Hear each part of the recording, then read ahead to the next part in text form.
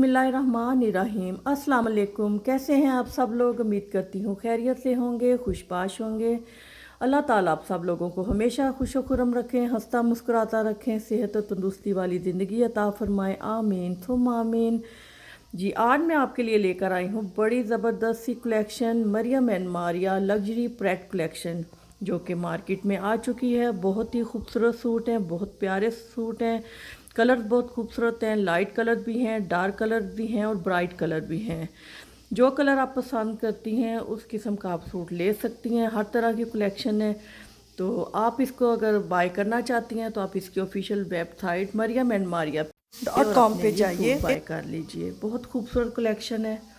तो अगर आपको मेरी वीडियो पसंद आई है तो मेरे चैनल को ज़रूर सब्सक्राइब कीजिएगा, लाइक कीजिएगा, शेयर कीजिएगा।